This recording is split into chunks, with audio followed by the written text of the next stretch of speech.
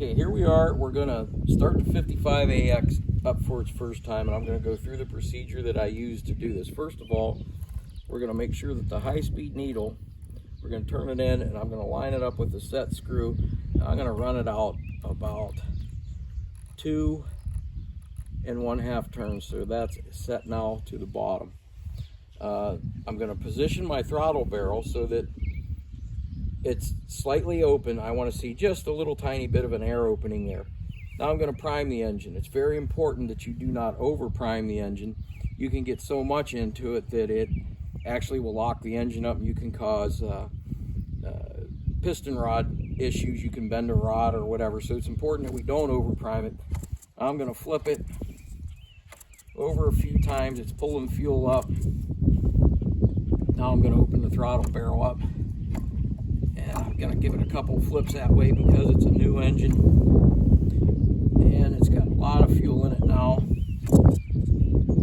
It sounds good. We're going to put the blow driver on it, and I am using a chicken stick. I do not use my fingers. I've been bit before. So we're going to give it a flip. Started backwards. Now we're the right way. Going to let it idle a little bit. Pull my blow driver off. I should hear no drop in RPM when I pull this off. If I do, the plug could be either too hot or too cold. There was no RPM change, so we're going to leave it there. I'm going to give it a little bit of... If you notice that gurgling noise as it's picking up, that's a little bit rich. You hear that right there, four cycling.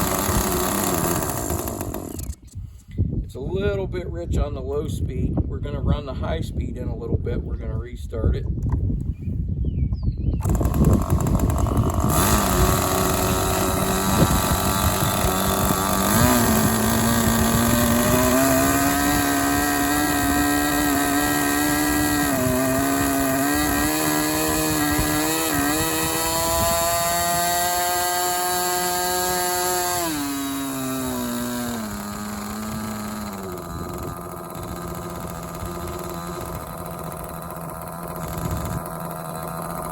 I like to listen to the transition of the engine.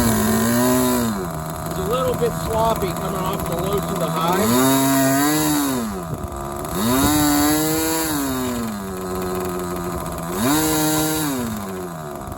Letting it idle for a while will allow you to, on the low side, it'll allow you to know whether you're too rich or too lean. If it idles for a while and you go like this, you hear that hesitation. That means that the low speed actually needs to be cleaned out a bit.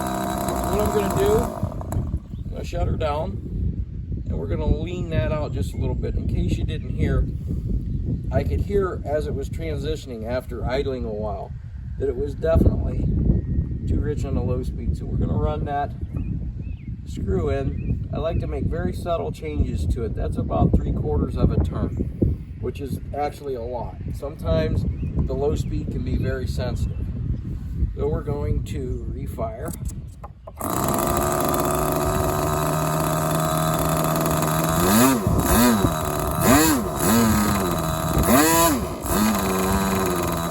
Now we can hear that transition is much better. We'll let it idle a little bit. That's what I like to do, is let them idle, and if they're going to load up, which loading up means that it's filling itself with more fuel than it actually needs. So I'm going to now, you can hear it transition extremely well at this point.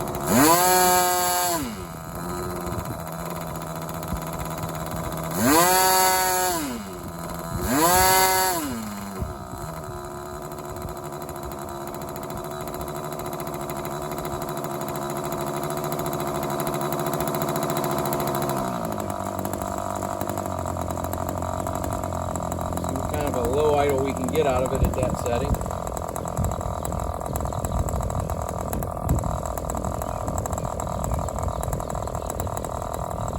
Here we just about have it dialed in. That's about really all there is to it. On the high speed, I don't want to really lean it out at this point. I like to feel the cylinder head temperature and see where I'm at, and it's definitely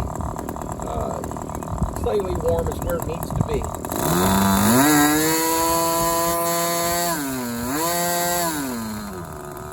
Definitely be a little leaner on the top side, but I'm not going any leaner than that because it's brand new.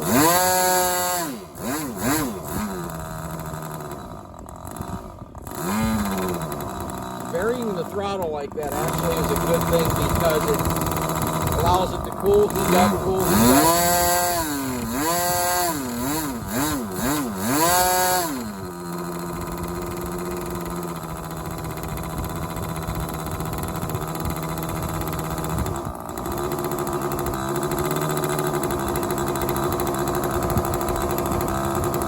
Got a good idle, very good idle.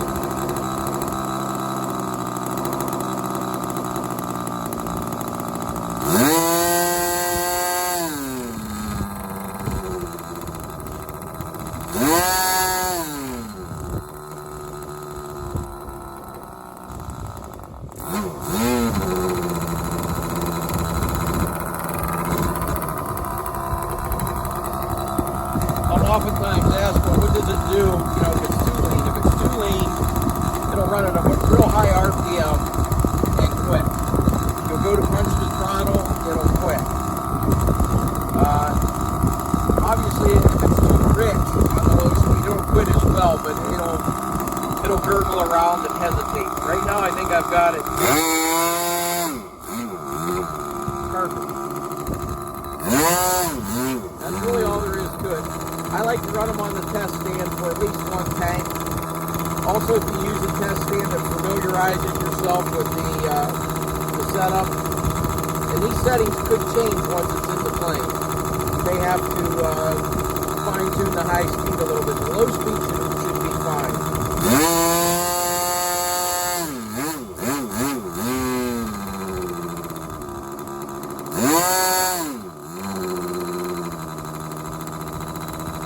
Grab me a piece of paper.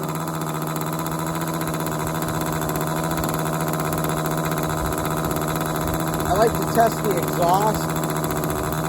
I can usually tell by looking at it on a piece of paper as to whether it's how it's lubricating, whether my oil's burning, whether it's not burning. I like to see a good clear film. What I use is a piece of white notebook paper, like this. I'm going to put it against the exhaust.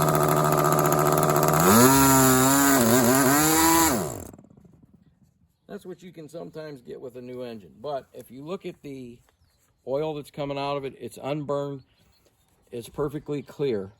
There's no gray, no black. The oil that's coming out of it is nice and clean, and that's what I want to see. If this would be black, I'd know that I was too lean. Also, whenever you're running an engine like this for the first time, you can experience some wanting to quit as they heat up and things change a bit, and you may need to dial in some things with them. But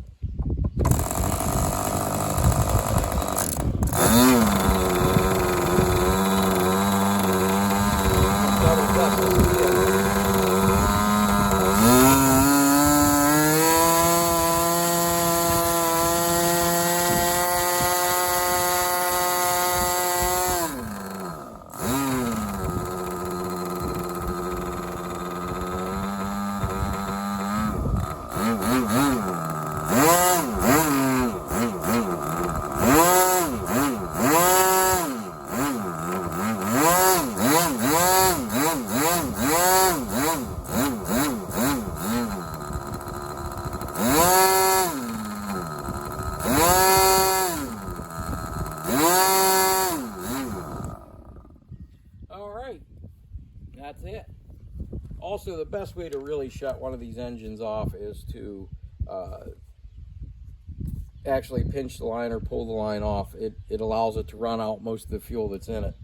And it's also very important when you're done flying, you're done at the end of the day, to make sure you pull all the fuel out of your tank and also hook your glow driver back up and start the engine back up. That's called a run out. That's making sure that all the nitromethane and methanol alcohol is out of the system. And that's basically it. We got I call it a good slime content. Looks really good, looks really clean. That's basically it. I will have to fine tune this again in the aircraft once it's put in. And it sounds to me like the low speed could still be just slightly rich. So I might want to lean that out. And again, by all means, put it on a test stand, play with it, and get it to where it transitions well. That's what you're after, is to get it to go from low speed to high speed, almost instantaneous. And that's it. Okay, in conclusion of the test run, I just wanted to go over a couple things. Since this engine is going to be put back in the box, and I'm not exactly sure when I'll use it. I'm sure it's going to be sooner than later. But what I like to do is put a little after run oil on it, even though I'm putting it in the shelf. I just put it in a squeeze bottle like this. I use a mixture of Marvel Mystery Oil and a little bit of regular motor oil. A lot of guys will tell you not to put motor oil in them because it doesn't burn in the engine. I've done it for years. It works well. What I like to do is close the throttle barrel and just fill the Venturi up about that full with the oil mixture. Open the throttle barrel up, give it a couple turns. That'll allow it to get into the bearings. And since I'm going to store it, I'll close that throttle barrel back up. That's all there is to it. Real quick, also, Matthew had mentioned to me, I didn't say, if you do overprime an engine and you feel that it's up at the top and it wants to lock up, what you need to do is remove the glow plug and turn the plane upside down and roll it over really easy. You don't want to hit this with an electric starter with your face near it. You could get some fuel in your face, and that's not a good thing. So just roll the fuel out of it and make sure your fuel line is pinched when you do this so that you don't get any more fuel in it. Then flip it right side up, put the glow plug back in it, and you're good to go. Also, I wanted to show this again. That is the oil content that was coming out of the engine when it was running. You can see that the oil is unburned. And that's really what we're looking for. We don't want to see that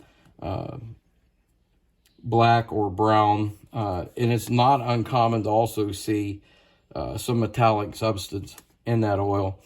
A lot of times, particularly with ringed engines, you can see some metallic pieces in there, and it's perfectly normal. Again, when in the break-in phases, we don't want to run it too lean. Lean makes heat, and we don't want to overheat it.